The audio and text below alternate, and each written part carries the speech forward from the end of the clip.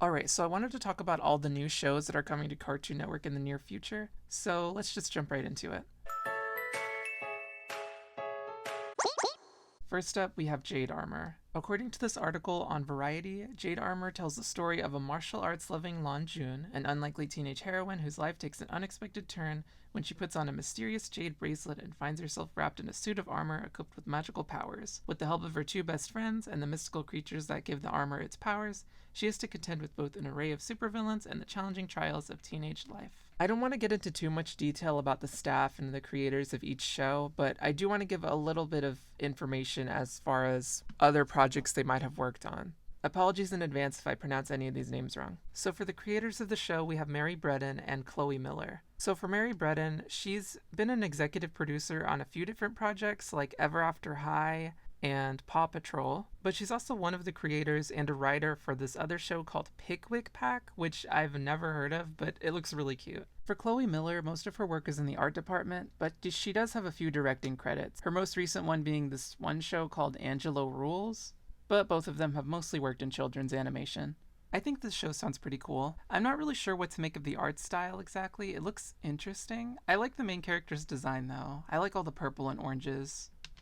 Also, this picture where she's actually wearing the armor, it kind of is giving me Miraculous Ladybug Kwame vibes. I don't know if that's just me. The show is being produced by TeamTO, which has worked on a few different shows, one of their most recent being Presto School of Magic, and I think Jade Armor looks like it's going to be similar to that show as far as animation goes. Yeah, this show definitely sounds interesting, and it looks very different from a lot of the stuff on Cartoon Network right now at least. The show's going to be 26 episodes, and each episode is going to be a half hour long. I mean, obviously not exactly 30 minutes, but it's pretty unusual since a lot of Cartoon Network shows now are typically just 10 minutes per episode. Next up, we have Dodo. This one's a bit weird since you can already watch the show technically on Sky TV if you're in the UK or you have a VPN. It is coming to the US this year. Here's a brief summary of the show from Sky TV. Totally unprepared for the potential pitfalls of his first year at secondary school, and with new situations and embarrassments around every corner, small events mean big drama for Joe, leading to misunderstandings and exaggerated fantasies as the latest threat to Joe's entire existence appears pretty much every day. Trying to fit in, making new friends, girlfriends, and even losing his school trousers, Joe has his best friends Frisbo, Pete, and Lily at his side, helping him realize that it's really not the end of the world as he triumphs over adversity and survives another school day. The show is based on a short made by Jack Bennett, who is also the creator of this show, called Not the End of the World. The show is being produced by Wildseed Studios, which is based in the UK. They've produced a lot of different shows, so I would recommend just looking at their website to see all that they've done. But they also have a YouTube channel. I think the coolest show I saw on there was Incredible Ant, but they had a few different things, so check them out. I'm not really sure what to say about the show since you can technically already watch the whole thing. It is 20 episodes, by the way, and I think each episode is like 10 minutes. I feel like at the very least it'll be decent.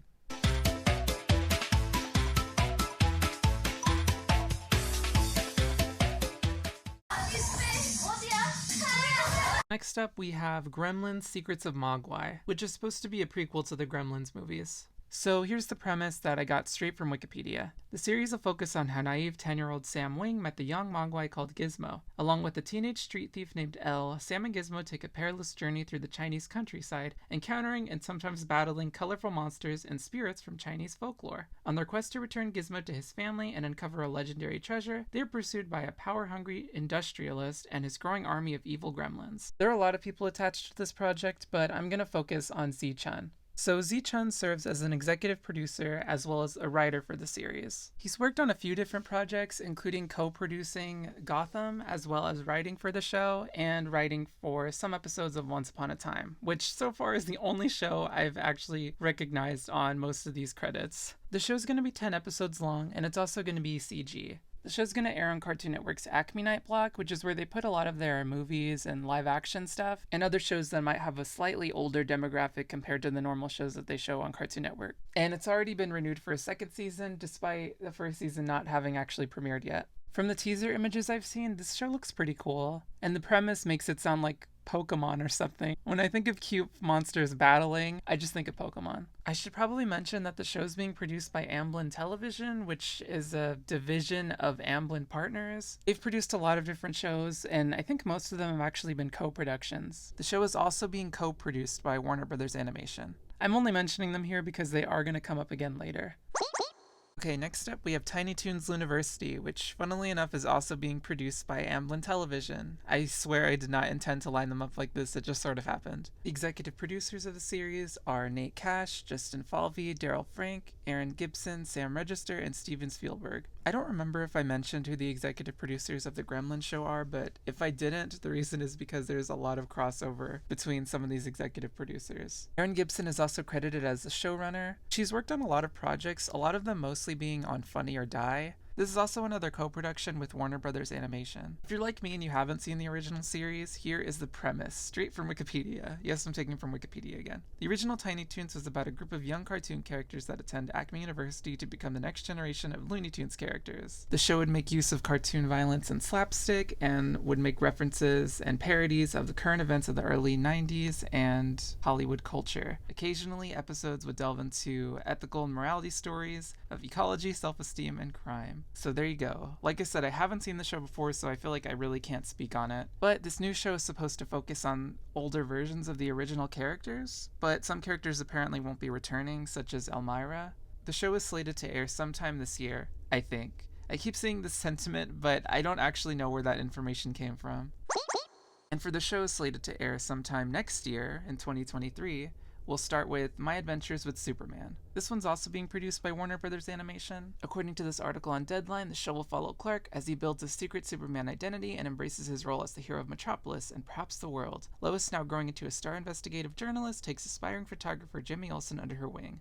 All the while, Clark and Lois are falling in love, sharing adventures, taking down bad guys, stumbling over secrets, and discovering what it means to be Superman and Lois Lane. I didn't find any writing credits exactly, but I did find some producing credits, so I'll go ahead and go over those really quick.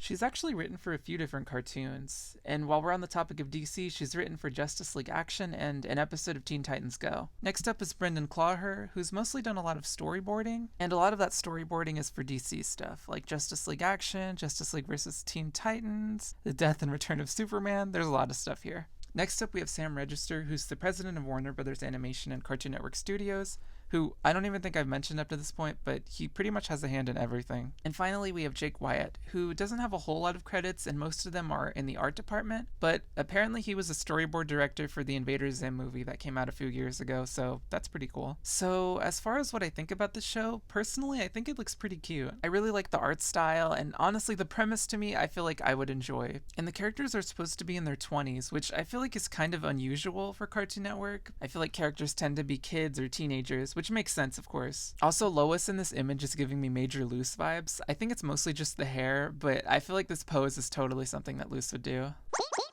And next up, another DC property, Batman Caped Crusader, which is being produced by Warner Brothers Animation, obviously, Bad Robot, and 6th and Idaho Productions. Executive producers on this show are Bruce Timm, J.J. Abrams, and Matt Reeves. Bruce Timm, of course, produced some iconic shows like Batman the Animated Series, Batman Beyond, and a bunch of other projects. Matt Reeves has a few credits under his belt as a producer, a writer, and a director. I think the most relevant thing here is that he's producing the new Batman movie that's coming out, or maybe has already come out by the time I made this video. And J.J. Abrams has produced a billion things that I'm not even going to try to bother listing. But they've also added Ed Brubaker to the writing team, and according to an article on The Hollywood Reporter, he will be running the writer's room along with Bruce Timm. Ed Brubaker has written a lot of comics, and apparently he even wrote some Catwoman comics, so there you go. According to the Hollywood Reporter article that I just quoted earlier, the goal of the new show is to reinvent Batman in his iconic rogues gallery with sophisticated storytelling, nuanced characters, and intense action sequences all set in a visually striking world.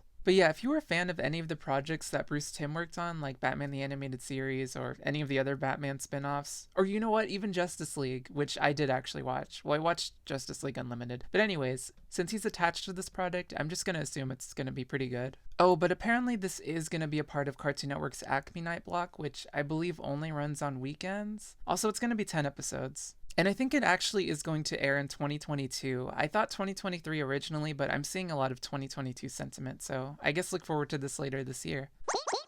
And for our next DC property, we have Teen Titans Go! The Night Begins to Shine spinoff. That's right, Teen Titans Go! Is getting another show.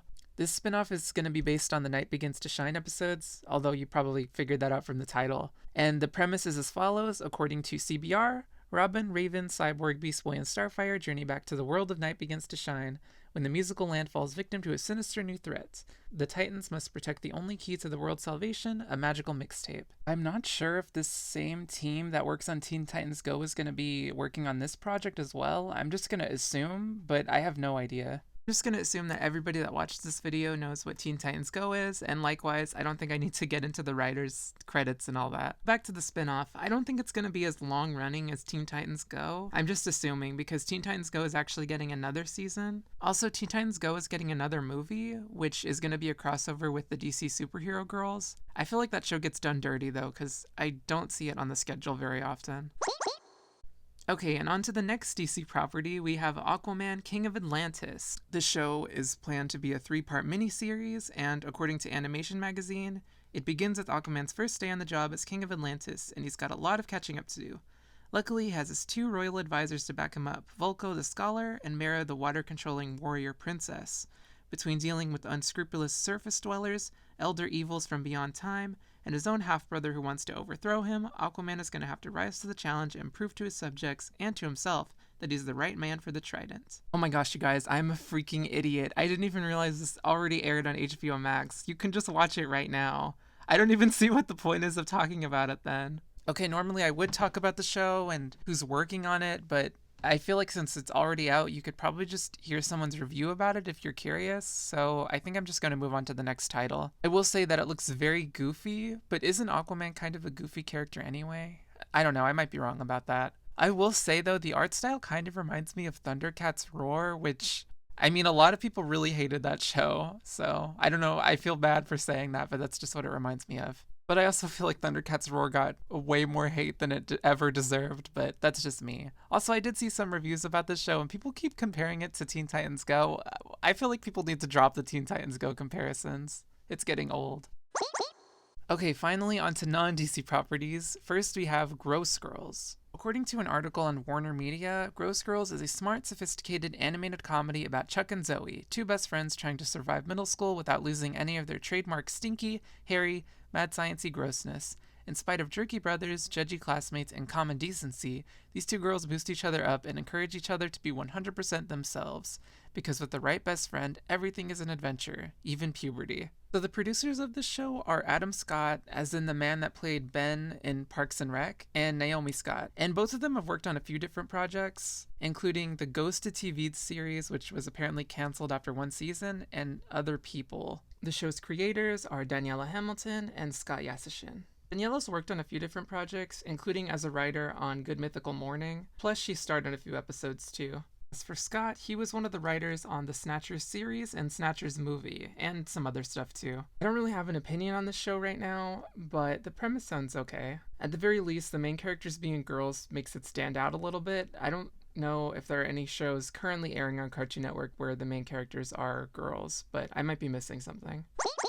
Next up is Battu, which is based on a short created by Chaz Bottom, which actually has a Kickstarter page, so I'll put that link in the description. But yeah, originally it started off as a short, but now it's being made into a full series. According to Hollywood Reporter, the series centers on 2 teenage dancers in Chicago whose free spirits and individuality have made them outsiders in the world of mainstream dance, but find a home at a Hip-Lay, a dance style combining hip-hop and ballet, studio in the city. Some other details, the main characters' names are Otis and Jada, and apparently the Hip-Lay studio they go to is struggling, so it'll be interesting to see how that plays into the episodes. Also, the show's going to be a musical comedy, which I believe the short was also a musical comedy. The creator, Chaz Bottom, has worked on a few different short films such as All Kids Go to Hell and The Indies, an animated short. The show is also being executively produced by Matthew Cherry, who created the Hair Love short and has apparently worked on a bunch of different music videos. So this show sounds nice. I feel like at the very least, if you watch it and you don't know anything about Hip-Lay, like me, you'll probably learn something new. And next, we have The Heroic Quest of the Valiant Prince Ivandoe. This was originally a miniseries that aired on Cartoon Network in Denmark, Finland, Iceland, Norway, and Sweden, but it got picked up for a full series. The show will follow the Prince of the Forest, Ivandoe, I hope I'm saying that right, son of the mighty stag, and his bird named Bert, as he is sent on a quest for the magical golden feather of the fearsome Eagle King. The show was created by Eva Lee Wahlberg and Christian Boving Anderson, both of which actually worked on the Amazing World of Gumball series. The show is planned to have 20 11-minute episodes. Also, on an unrelated note, but this picture reminds me of that episode of Amphibia where they summon that rooster chicken demon thing to destroy the fake presents that they bought everyone. But yeah, this show seems cool. And onto another European production, we have The Amazing World of Gumball, which is coming back with a whole new show. Well, new as in it's a different show, but I assume it's going to be basically the same. I'm not really sure. There's also a movie coming out, which I'm sure everybody's heard of at this point. Then again, everything I'm saying on here is pretty much old news. But yeah, anyway, a movie's coming out, and according to this article on Deadline, it will serve as a bridge between the original series and the new one. Again, quoting Deadline, the film begins when Gumball's biggest fan finds the show's missing episode and accidentally opens a portal connecting his world to Gumball's cartoon world. Upon meeting his heroes, our superfan decides to team up with Gumball, Darwin, Anais, Richard, and Nicole to save them from a nefarious force overtaking Elmore, while inadvertently unleashing a threat of their very own. So that sounds pretty exciting. If you guys remember the last episode of the original Gumball series, it kind of ended on a weird cliffhanger. It was kind of a downer, actually. So it'll be interesting to see where they go with this movie and the new show. Also, whose hero is Gumball? Returning to direct the film and also executively produce it is Ben Bokley, who created the original series. The film is also going to feature a script written by Shane Mack. Also executively producing the film will be Sam Register, who I've pretty much already gone over, Sarah Fell, who produced for the original series, as well as The Heroic Quest of the Valiant Prince Ivandoe. Wow, I never realized that name was such a mouthful. And Vanessa Brookman, who, yeah. Okay, so I pretty much just talked about the movie, but when it comes to the show, I'm not 100% sure if everybody I listed is going to be working on that. According to IMDb, Ben Bokley and Shane Mack are also going to be working on this new show. I guess I'm just going to assume that that's the case, but I'm not 100% sure. I guess I didn't even mention what the original series was about, but I mean, I feel like if you are watching this video like Teen Titans Go, you probably already know what this is, so I don't think anything needs to be said about that.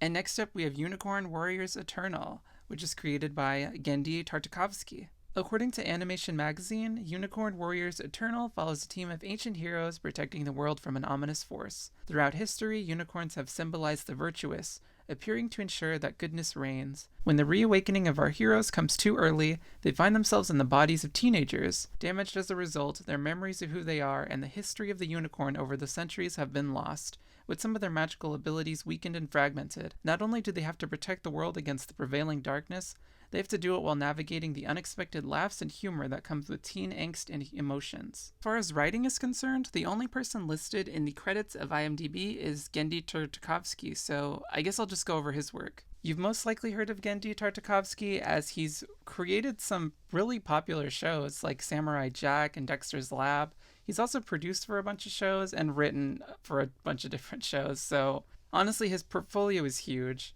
Not gonna lie, when I first read the title of the show, I thought it would be a bit brighter. I guess I just associate brighter colors with unicorns, but maybe it's done that way to subvert your expectations. But yeah, the plot of the show sounds pretty interesting. I'm actually really curious what's gonna happen. I'm definitely gonna check this one out. And next up is Total Drama Island, which is coming back with a brand new show. This official synopsis on WarnerMedia states, the world's most hilarious reality show is back and better than ever, with 2 new seasons. With no parents, no phones, and no mercy, the new animated series will introduce an updated cast of quirky, iconic teen contestants as they face hardcore competition, brutal eliminations, and more drama than ever before. Total Drama Island is produced by Fresh TV for Cartoon Network and HBO Max, and distributed internationally by Cake. And for those that haven't seen Total Drama Island, well, the synopsis of this new show is basically the same as the old show, it sounds like. Basically, teenagers are competing against each other to win some money on a reality survival show parody cartoon. This key art shows that Chris and Chef are coming back, and in the background you can see silhouettes of characters that we've known, like Beth and Owen, and I think I see Harold over there. So I guess they're bringing back the old characters? We'll just have to see. But honestly, I really hope Dawn returns from Total Drama Revenge of the Island. I really liked her, but I don't think she's coming back, unfortunately. And now we have Tweety Mysteries, which apparently may not be the actual title of the show. According to Animation Magazine, Tweety Mysteries will be a hybrid live-action animated adventure from Warner Brothers Animation and Warner Brothers Television that follows a curious tween investigative journalist and podcaster named Sydney and her sidekick Tweety Bird. Working together, the pair must solve various local mysteries in their small, quirky Washington state town. This show kind of sounds like the Sylvester and Tweety Mysteries show, which I didn't know existed until I tried to do research on this show. But that show was all 2D, and this one is going to be a live-action animation hybrid, which kind of makes me think of the Who Framed Roger Rabbit movie and the Space Jam movie, but it also makes me think of that Fairly Odd Parents show. I really couldn't find any information on this show, but it's coming out in the future, so look out for it. And now for the last, but definitely not least, but also the weirdest series on this list, we have Degrassi, which is apparently coming to Cartoon Network. The premise, quoting from Deadline, is as follows. The new series explores a group of teenagers and school faculty living in the shadow of events that both bind them together and tear them apart. The show travels deep into the hearts and homes of diverse, complicated characters as they struggle to find their new normal, reaching for hope, redemption, and love. Showrunners for this new Degrassi series are Laura Azzopardi, who produced Backstage, The Bold Type, and Mary Kills People, and Julia Cohen, who produced a season of Riverdale, A Million Little Things, and The Royals. And of course, they produced other stuff as well. As for their ties to the original series, well, they wrote one episode of Degrassi together. I think that's it. I feel like Degrassi is so disconnected from Cartoon Network content that I don't even know if I should talk about it at all. But I personally really like Degrassi, so I am excited to see it come back. It's kind of up in the air whether or not any of the old crew is coming to work on this new show. Honestly, I feel like probably not, but who knows. It also makes me wonder if any of the old characters will come back. I'm sure they'll bring someone on for like a cameo or something, but like characters that were kind of always in the background, even if they didn't really contribute to the main plot, like Principal Simpson. I don't think he's coming back, but I honestly don't know. There will be 10 episodes, with each episode having a runtime of an hour, which is interesting because Degrassi's always had half-hour episodes. Well, episodes that are a little over 20 minutes. So an hour per episode is a huge change. It makes me wonder how they're going to divide the time between the characters. I feel like in Next Class, the short runtime and only 10 episodes per season caused some of the characters to not get any kind of plot. They might be a part of somebody else's plot or play a small part in that plot, but typically they wouldn't really get fleshed out. I guess if they have an hour to work with, then they're going to have a lot more time to give every character something. I don't know. It'll be interesting to see. I could make a whole video about this. I don't know if I will. Let me just stop talking about Degrassi. But yeah, those are all the new shows that are coming out to Cartoon Network. Well, new and old, because some of these have already aired. Personally, if I had to pick a show that I'm the most excited for, it would be Degrassi because I'm just super curious on how that's going to work. I'm a little excited for everything. I'm definitely going to try to check out every single show that comes out. Maybe I'll talk about them. I don't know. We'll have to see. But that's pretty much all I have to say, so I think I'm just going to end this video now.